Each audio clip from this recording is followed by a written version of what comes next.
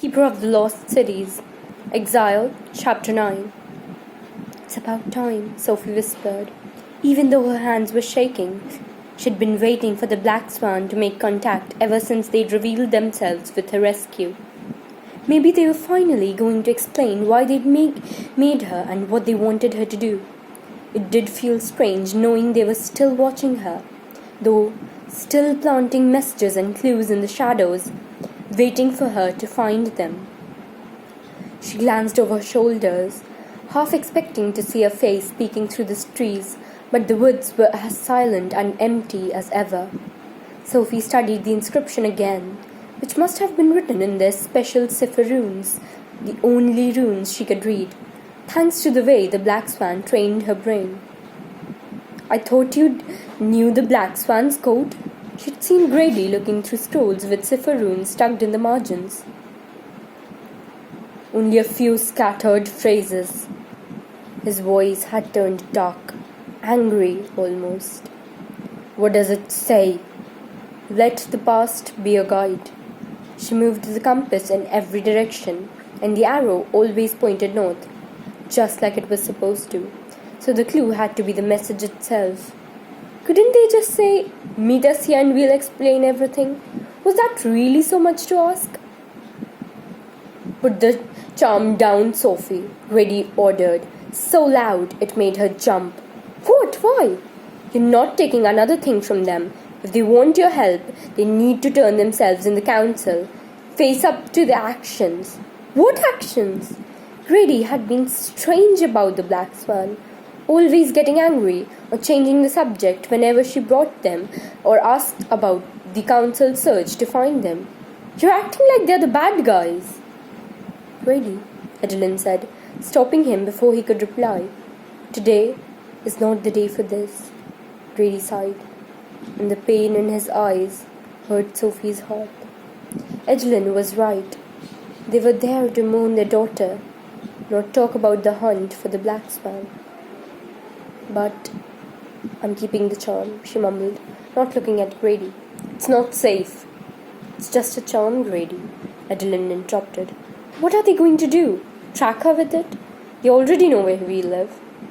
Sophie risked a glance at Grady, who looked like he wanted to argue.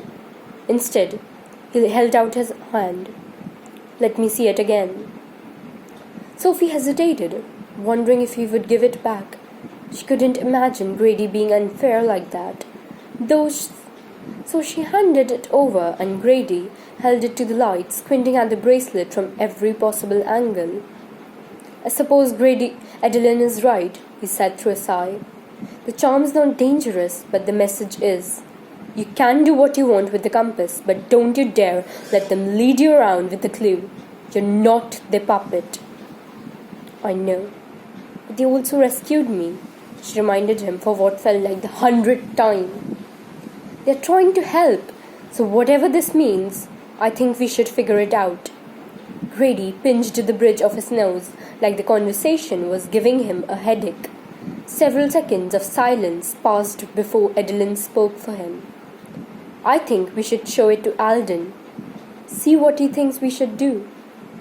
"Works for me." Sophie stood, dusting the grass off her wrinkled dress and pulling out her imparter. "Should I hail him and let him know we're coming to Everglen?"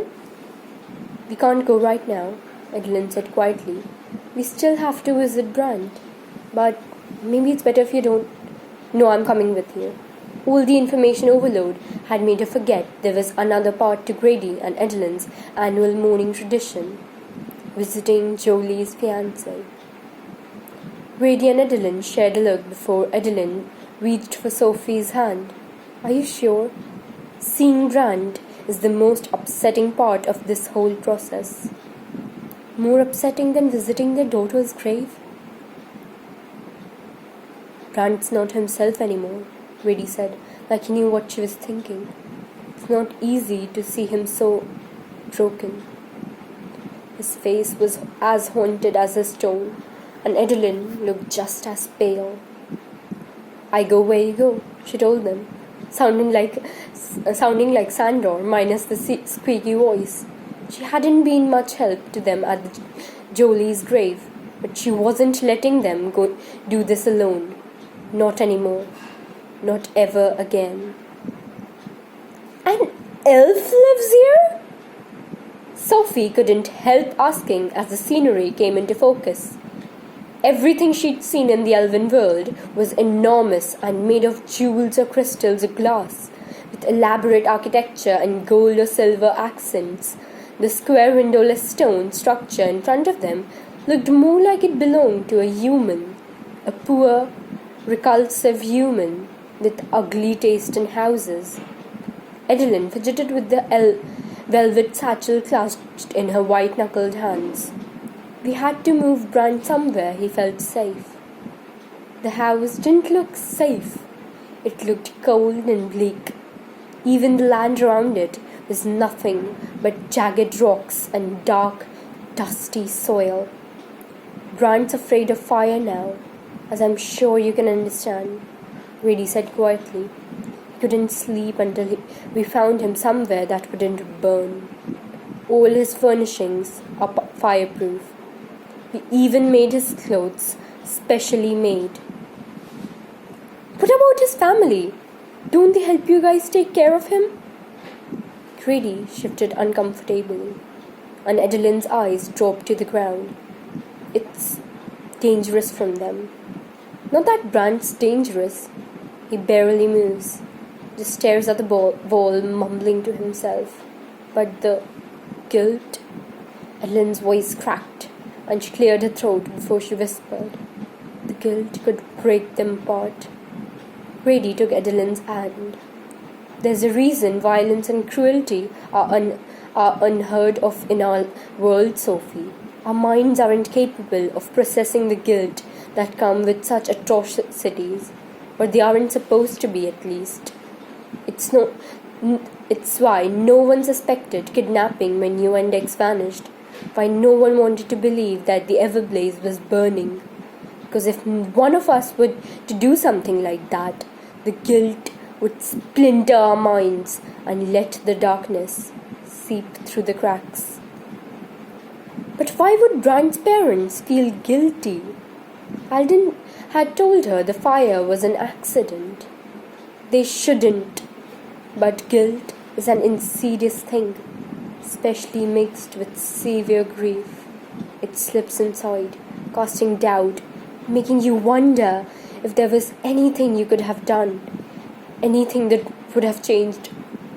Grady stared into the distance, and Sophie wondered if Brand's parents weren't the only ones wrestling with guilt. "It wasn't your fault," she said quietly. "I know." The anger in his tone was unmistakable, and he didn't look at her as he walked away, but he'd only gone a few steps before he spun back to face her. "Before we go inside, you have to promise that you will not, under any circumstances, try to read Brand's mind." I know the rules of telepathy. Telepaths had their own code of ethics to follow, rule number 1 of which was never read a mind without permission. It's more than that. Brand's sanity cracked during the fire, watching the house burn, knowing Jolie was inside, knowing he couldn't save her. It was too much. Grady's voice vanished for a second, and he had to swallow to bring it back. The trauma and guilt broke part of him. He's not completely catatonic, like someone whose sanity is shattered. But reading Brand's mind is extremely dangerous. Promise me you will not open your mind to his thoughts." "I promise." He stared her down like he was searching for the truth in her words. Then he nodded, turned back toward the grey-stone house, and climbed the steps to the thick metal door. Icy wind struck Sophie's cheeks, and as she and Edelyn followed. When they joined his side, Grady pulled the chain that hung above them, and a low chime rumbled through the house, followed by an endless silence. They stood there so long, Sophie started to wonder if Brand was actually home. Then a deep voice called, "Come in."